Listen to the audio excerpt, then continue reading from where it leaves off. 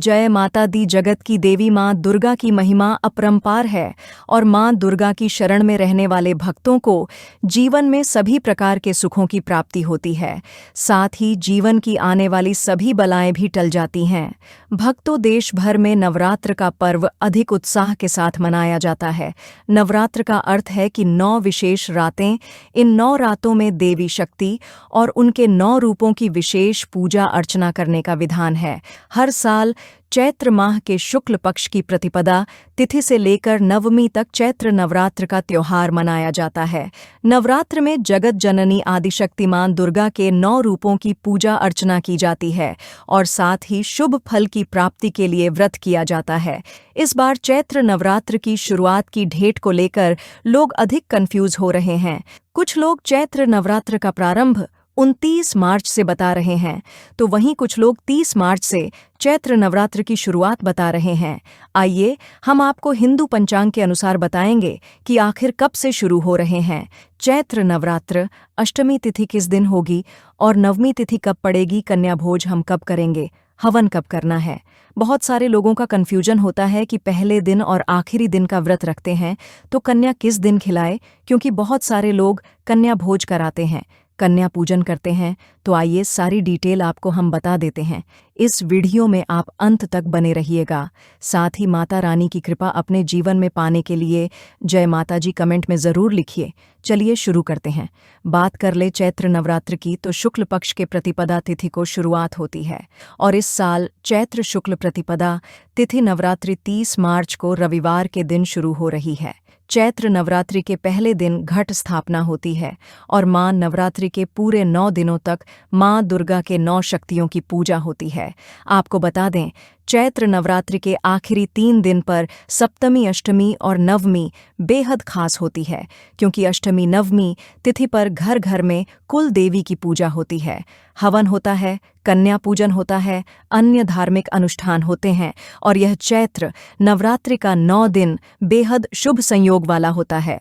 तो आइए जानते हैं चैत्र नवरात्रि में दुर्गा अष्टमी, महानवमी डेट कब है, शुभ मुहूर्त कब है, महत्व क्या होगा। देखिए, बहुत सारे लोग कन्या पूजन करते हैं तो उनको क्या देना चाहिए, उन्हें क्या खिलाना चाहिए, ये भी जानेंगे। तो आपको बता दें, चैत्र नवरात्रि में 2025 में अगर आप घट स्थापना करने वाले हैं तो 30 तारीख को करेंगे, यानी 30 मार्च रविवार को। और आपको बता दें 29 मार्च को ग्रहण लग रहा है, लेकिन ये भारत में नहीं दिखेगा, इसलिए सूतक और ग्रहण से कोई भी दिक्कत नहीं है। तो इस बार चैत्र शुक्ल प्रतिपदा तिथि प्रारंभ होगी 29 मार्च दिन शनिवार को शाम 4:28 से और प्रतिपदा तिथि समाप्त होगी 30 मार्च दिन रविवार को दोपहर 12:49 पर। ऐसे में उदय तिथि के अनुसार इस बार चैत्र नवरात्रि 30 मार्च दिन रविवार से प्रारंभ होकर 6 अप्रैल दिन रविवार को समाप्त होगी और इस बार नवरात्रि की शुरुआत और समापन का दिन रविवार ही है। तो माता की सवारी हाथी होगा। ऐसे में चैत्र नवरात्रि में माँ हाथी यानी गज पर सवार होकर आएंगी और गज पर ही प्रस्थान करेंगी। वहीं 30 मार्च से 6 अप्रैल तक 8 दिन हो रहे हैं, तो इस लिहाज से इस बार चैत्र नवरात्रि 8 दिनों की हुई माता का हाथी पर आगमन बहुत ही शुभ माना जाता है। तो इसलिए इस बार की नवरात्रि बहुत ही शुभ होने वाली है। अब जानते हैं कलश स्थापना शुभ मुहूर्त के बारे में, क्योंकि अगर कलश की स्थापना शुभ मुहूर्त में की जाती है तभी नवरात्रि में की गई पूजा या उपवास का पूर्ण फल मिलता है। चैत्र नवरात्रि में इस बार कलश स्थापना शुभ मुहूर्त रहेगा, जिसमें 2 मुहूर्त प्राप्त होंगे। सुबह आप 6:13 से 10:22 के बीच में कलश की स्थापना कर सकते हैं। ब्रह्म मुहूर्त का समय भी कलश स्थापना के लिए उत्तम माना जाता है। इसके अलावा अभिजीत मुहूर्त, जो कि कलश स्थापना का दूसरा मुहूर्त रहेगा, दोपहर 12:01 से 12:50 के बीच में आप कलश की स्थापना कर सकते हैं। चैत्र नवरात्रि के पहले दिन माँ शैलपुत्री की पूजा जरूर करिएगा। घट स्थापना विधिपूर्वक करिएगा। जल्दबाजी या भार में किया गया कार्य सफल नहीं होता, इस बात का ध्यान रखिएगा। चैत्र नवरात्रि 2025 में अष्टमी कब है, आपको बता दें, 6 अप्रैल को अष्टमी होगी। रविवार के दिन नवरात्रि के 8वें दिन यानी अष्टमी के दिन महागौरी माता की पूजा होती है और शुभ मुहूर्त जो है वो 9:08 से लेकर 1:58 तक है, दोपहर तक। तो आप इसी समय हवन कर लीजिएगा। अगर आप अष्टमी को हवन कर रहे हैं तो अष्टमी को ही कन्या भोज करेंगे, कन्या पूजन करेंगे। अगर आप नवमी को हवन कर रहे हैं तो नवमी को ही कन्या पूजन करेंगे। अब चैत्र नवरात्रि नवमी कब है? तो 7 अप्रैल को रहेगा। नवमी शक्तिमान सिद्धिदात्री होती है, इनकी उपासना करनी होती है। तो अगर आप नवमी को हवन कर रहे हैं तो 7 अप्रैल को दोपहर 3 बजे तक शुभ मुहूर्त है। आप हवन करिएगा, कन्या पूजन करिएगा। अष्टमी नवमी तिथि का महत्व बहुत है। चैत्र नवरात्रि की अष्टमी और नवमी पर कुलदेवी पूजन, कन्या भोजन, हवन, नवरात्रि के 9 दिनों का व्रत पूजा संपन्न होता है। इस दिन माता की आराधना करने वालों को सुख, शक्ति, तेज बल, आत्मविश्वास और ऊर्जा प्राप्त होता है। चैत्र नवरात्रि की महानवमी पर रामनवमी है, यानी श्री राम जी का जन्म भी हुआ है, तो इस वजह से ये और भी ज्यादा शुभ संयोग वाला बन जाता है। इसके साथ ही कम से कम 5 बार तुलसी की माला से भगवान राम के मंत्र का जाप भी आप कर सकते हैं। देखिए, कन्या पूजन करने जा रहे हैं तो अगर आपके घर में कन्याएं आ रही हैं तो उनका सबसे पहले आप पैर धोइएगा और उनके पैरों में रंग लगाइए। इसके साथ ही आपको कन्या को भोजन जो कराना है वो साफ बर्तन में कराना होगा और इसके साथ साथ ही कन्याओं को आप पूरी सब्जी और हलवा खिलाइए। कई सारे लोग तो चाउमीन वगैरह, नूडल्स वगैरह भी खिलाते हैं, जो कि ऐसा नहीं करना चाहिए। उनकी सेहत का भी ध्यान रखना होता है। पूरी सब्जी या चना वगैरह आप खिलाइए। और साथ ही आपको बता दें, कन्या भोजन करने के बाद उनका हाथ पैर धुलाकर उनको दक्षिणा दीजिएगा, उनके फेवरेट सामान दीजिएगा। उनके पसंदीदा चीज़ें भी आप दे सकते हैं जो कन्याओं को बहुत पसंद आते हैं। फिलहाल आप इन सभी चीज़ों को मन से करिएगा, धैर्य से करिएगा, भार मत समझिएगा, क्योंकि ये चैत्र नवरात्रि का व्रत जो है बहुत ही महत्वपूर्ण होता है। अष्टमी नवमी आपको बता दी है, शुभ मुहूर्त बता दिया है, पूजा विधि बहुत ही इंपॉर्टेंट होती है, तो ध्यानपूर्वक करिएगा। इसके साथ ही चैत्र नवरात्रि का व्रत करते समय रखें, इन बातों का ध्यान मिलेगा। व्रत का पूरा फल। चैत्र नवरात्र का व्रत मां दुर्गा को समर्पित है। इस दौरान देवी दुर्गा के 9 स्वरूपों की पूजा का विधान है। इस साल चैत्र नवरात्र की शुरुआत 30 मार्च से हो रही है। ऐसी मान्यता है कि जो भक्त इस व्रत के सभी नियमों का पालन करते हैं उन्हें मां दुर्गा की विशेष कृपा प्राप्त होती है, साथ ही जीवन में बरकत आती है। चैत्र नवरात्र पर रखें इन बातों का ध्यान। साधक नवरात्र के दौरान जल्दी उठें और पवित्र स्नान करें। तामसिक चीज़ें जैसे शराब, तंबाकू और मांसाहार भोजन का सेवन न करें। व्रत के दौरान नाखून काटने, बाल कटवाने, दाढ़ी काटने से बचें। व्रती अपनी ऊर्जा बढ़ाने के लिए कुत्तू, सिंघाड़ा, दूध, साबूदाना, आलू और फलों का सेवन कर सकते हैं। नवरात्र पर सरसों का तेल और तिल का सेवन करने से परहेज करें। मूंगफली का तेल और घी का उपयोग कर सकते हैं। रोजाना उपयोग वाले नमक के सेवन से बचें। सेंधा नमक का उपयोग कर सकते हैं। व्रती दिन में सोने से बचें। पूजा के दौरान साफ और पवित्र कपड़े पहनें। चमड़े से बनी चीज़ों का उपयोग न करें। काले कपड़े पहनने से भी बचें। बच्चों, गर्भवती महिलाओं व गंभीर बीमारियों से पीड़ित लोगों को व्रत रखने से बचना चाहिए। तो दोस्तों, ये थी चैत्र नवरात्रि से जुड़ी संपूर्ण जानकारी। आशा करते हैं आपको जानकारी पसंद आई होगी। बाकी और कोई भी जानकारी चाहिए तो कमेंट करके जानकारी आप प्राप्त कर सकते हैं। अब आइए जानते हैं कलश स्थापना की विधि। नवरात्रि के पहले दिन सुबह जल्दी उठे, स्नान आदि के बाद साफ वस्त्र पहने। इसके बाद घर के मंदिर को साफ करें, मंदिर को फूलों से सजाएं। घट स्थापना के लिए एक मिट्टी के कलश में पानी भरकर रख दें। कलश में सिक्का, सुपारी, आम का पत्ता जरूर डालें। इसके बाद एक लाल कपड़ा बिछाकर उस पर चावल का ढेर बनाएं। अब चावल के ढेर पर कलश स्थापित करें। कलश पर कलावा बांधें। इसके साथ ही कलश पर स्वस्तिक भी बनाएं। फिर एक मिट्टी के बर्तन में मिट्टी और जौ मिलाए, इसमें थोड़ा पानी छिड़के और इसे भी स्थापित कर दें। अब मंदिर में मां दुर्गा की प्रतिमा या तस्वीर रखें। सभी देवी देवताओं का आवाहन करें। सबसे पहले गणेश जी की पूजा करें और फिर सभी मां दुर्गा समेत देवी देवताओं की आरती करें। तो आइए अब जानते हैं कि नवरात्रि में अगर आपको पीरियड्स आ जाए तो क्या करें। सबसे पहले तो बता दें कि नवरात्रि के पहले दिन मां शैलपुत्री, दूसरे दिन मां ब्रह्मचारिणी, तीसरे दिन मां चंद्रघंटा, माता, चौथे दिन माँ कुष्मांडा, पांचवें दिन माँ स्कंद माता, छठे दिन माँ कात्यायनी, सातवें दिन माँ कालरात्रि, आठवें दिन माँ महागौरी और 9 दिन माँ सिद्धिदात्री की पूजा की जाती है। नवरात्रि के 9 दिन तक माँ भगवती के 9 अलग अलग रूपों की पूजा की जाती है और इस दौरान शुद्धता का, पवित्रता का ध्यान रखना बहुत आवश्यक होता है। जिस जगह पर मंदिर में या जहाँ पर भी आपने चौकी स्थापित की हुई है, जहाँ पर आप 9 दिन की पूजा कर रहे हैं, वहाँ पर कोई भी व्यक्ति अशुद्ध अवस्था में नहीं जाना चाहिए। मंदिर की किसी भी सामग्री को स्पर्श नहीं करना चाहिए। 9 दिन तक सभी भक्त पूजा उपवास करते हैं। ऐसे में समस्या तब आती है जब महिलाओं या कन्याओं को व्रत रखते समय पीरियड्स हो जाते हैं, क्योंकि हमारे सनातन धर्म में पीरियड्स की अवस्था में मंदिर की मूर्तियों को नहीं छुआ जाता है, पूजा पाठ नहीं की जाती है।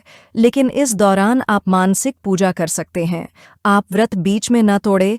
आप यदि पहले दिन पीरियड्स से हो रहे हैं, पहले दिन यदि आपको नवरात्रि का उपवास रखना है, तो भी आप सारे उपवास रख सकते हैं।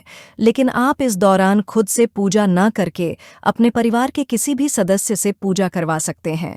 परिवार में कोई सदस्य न हो, आप घर से बाहर अकेले रहती हो, तो ऐसी स्थिति में अपने आसपास की किसी छोटी कन्या से आप पूजा करवा सकती हैं, या आप किसी की भी मदद पूजा करते समय ले सकती हैं। खुद से आपको किसी भी पूजन सामग्री को स्पर्श नहीं करना चाहिए। पहले दिन यदि आपको पीरियड्स हो जाते हैं, तो आप कलश की स्थापना खुद ना करें। यदि कोई भी कलश की स्थापना करने वाला ना हो, तो आप बिना कलश की स्थापना किए भी मानसिक पूजा कर सकते हैं। आप ऐसे में सुबह स्नान करें। मंदिर से थोड़ा सा दूर बैठकर मन में आप माँ भगवती के प्रथम स्वरूप का ध्यान करें। जिस भी दिन आपको पीरियड्स हो रहे हो, उस दिन जिन भी देवी की पूजा की जाती हो, आप उनका मन में ध्यान करें। फिर मन से आप पूजा का भाव करें। जैसे आप मन से दीप जला रहे हो, मन से माता रानी को पुष्प अर्पित कर रहे हो। मंत्रों का जाप आप मन में कर सकते हैं।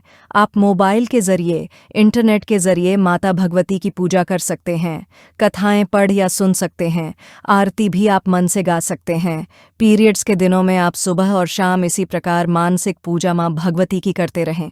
यदि आपको अष्टमी या नवमी के दिन पीरियड्स हो रहे हो, आपने पूरे उपवास रखे हो और अब आपको कन्या पूजन करना हो या फिर कलश विसर्जन यदि आपको करना हो, तो आपको क्या करना है यह भी आप जान लीजिए। यदि आप कन्या पूजन करना चाहते हैं, तो ऐसे में भी आप खुद से माता रानी के लिए भोग न बनाएं। कोई भी पूजन सामग्री को स्पर्श ना करें। आप इसके लिए भी किसी अन्य व्यक्ति की मदद ले सकते हैं। उनकी सहायता से आप माता रानी के लिए भोग तैयार करवा सकते हैं। फिर भी यदि ऐसा कोई भी व्यक्ति, कोई भी महिला या कोई कन्या आपको ना मिले, तो फिर आप कन्या पूजन अष्टमी या नवमी के दिन ना करें। यदि आप कलश विसर्जन दशमी तिथि के दिन कर रहे हैं, कोई व्यक्ति कलश विसर्जन करने वाला ना हो, किसी का सहयोग आपको ना मिल पाए, तो फिर आने वाली जो चैत्र पूर्णिमा है, उसमें आप कन्या पूजन भी कर सकते हैं और उस दिन आप कलश का विसर्जन भी कर सकते हैं। तब तक आप चौकी को यूं ही रहने दें। पीरियड्स के बाद जब आप शुद्ध हो जाते हैं, तो उस समय आप माँ की पूजा कर सकते हैं और आसपास मंदिर में या फिर अपने घर पर कन्याओं को बुलाकर फिर उनका पूजन कर सकते हैं। ध्यान रखें, अशुद्ध अवस्था में आपको खुद से कन्या पूजन नहीं करना चाहिए। इस दौरान आपको एक बात का ध्यान रखना है कि अगर आपने नवरात्रि के उपवास रखे हैं, आपको अंतिम दिनों में पीरियड्स हो जाते हैं, आप कलश विसर्जन कन्या पूजन नहीं कर पाते हैं, तो आप चैत्र पूर्णिमा तक केवल शुद्ध सात्विक भोजन करें। लहसुन प्याज का प्रयोग इस दौरान ना करें, क्योंकि आपने अभी तक अपने घर में कलश की या चौकी की स्थापना की हुई है। विसर्जन करने के बाद ही आपको लहसुन प्याज का सेवन करना चाहिए। अब यहाँ पर आपको एक बात ध्यान देने की आवश्यकता है।